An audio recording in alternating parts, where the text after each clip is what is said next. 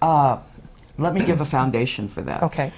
Because freedom comes from changing our thinking, changing our beliefs, changing what we're trying to manifest. So I have a home and a family and a good job. I want a second vacation home because my family loves to go to the lake. I want to provide that for them. But if I'm just trying to manifest the money to purchase that, maybe I now have to get a second job. Maybe I now have to go into deeper debt. Maybe I have to do all of those things. But you look at the freedom. What's the freedom that I'm looking for in that second home? I'm looking to be with my family. I'm looking to be with my children. I am looking to be with myself because I get the vacation too. I have the freedom of the relaxation. It's the feelings. What are the feelings that we're really looking for? I buy the second home on my old paradigm where I'm just wanting to manifest the money for the home. So now I have to work that second job and the mortgage is due and the family's ready to go on vacation. They go without me. So I have achieved nothing that I was trying to manifest. I'm now enslaved to myself and given up my freedom because of the way I did my manifestation. Yeah. And even though some people will say, well, I did it for my family, the thing is that that is giving your power away too. Then you're being a martyr. You're being a martyr. You have to do it for yourself, for the freedom it gives you, because then that freedom and joy will be passed on to your family. And what joy are they going to have if you're not able to be there with them? So let's talk about how you manifest it correctly. You don't manifest the money.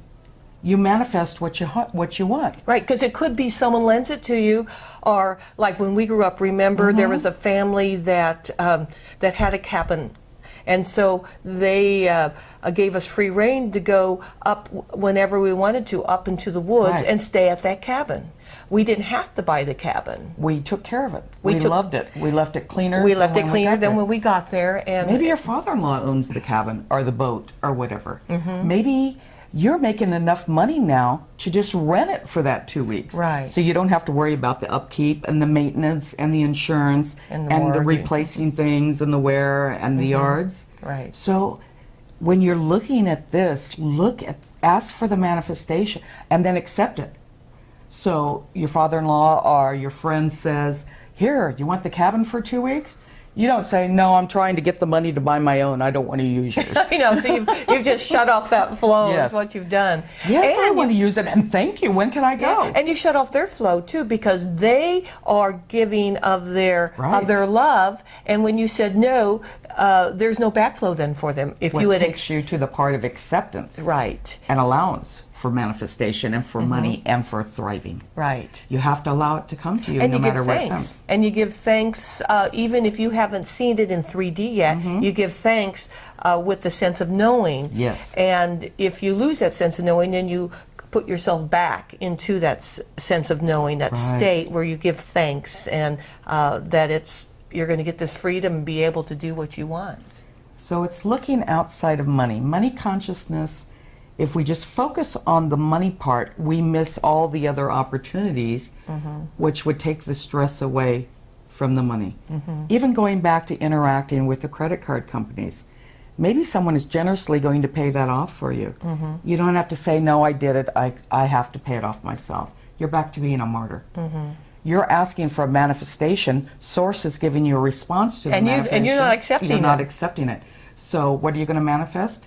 No money and lots of stress. Yeah, and because when we ask for something, let's say freedom from the stress, or be able to asking for a place to have a vacation with minimal costs, let's say, to have no expectations of how it should look. Because a lot of times we think it should look this way and this way and this way, and then when it doesn't appear in that way, we say, no, that's not it. You know, for sure. And when it really could be the itness of it. I like that, and that might be a good place to stop. To remember to look for the freedom in it, the joy in it, the friend in it, to make the consciousness of whomever you're interacting with, whoever the debt is with, whether it's a friend or anyone else. And maybe, let me say a comment on a friend. You owe a friend money, make a payment plan. Maybe only $5 a week, but you're making it. Or maybe you can take it out and trade. What do? You're a painter, you're something, and they need their housework done at a fair value. You do your labor fairly, so it's a good exchange again. Right. But there are other ways to negotiate instead of running away from it. Yeah. So you have to face it. You have to be honest with yourself. You have to accept responsibility for your part in it. You have to allow the naturalness of the healing. Renegotiate with integrity. Negotiate with integrity. Spend time communing with the consciousness of whomever it is that you're going to go before you call, before you talk about it. Center yourself, breathe, get balanced in a good, loving space. And remember, the goal is thriving. Be the best, most beautiful plant you can be in your world. And allow yourself to smile and enjoy it and laugh. We laugh like this, like we laughed and danced with money. Well, dance with your credit cards, dance with all your debt, have love and the gratitude. I didn't mention that. Remember the blessings and the gratitude for all that you have and all that you will receive, because it's there for you. And again, I'm Sandy West, and you can find me on Twitter at Life Purpose Help, on Facebook at Sandy West or Life Purpose Help, or on the web at lifepurposehelp.com. I almost didn't get that one out. Yeah, and I'm Melissa Higginbotham, and you can find me at Aquari Flame on Twitter. You can find me at crystalsinger.com for my music site, or Crystal Singer on Facebook. And we've enjoyed talking with you today and hope to do it more in the future. We'll see you in the future. This has been fun. Thanks. Thank you.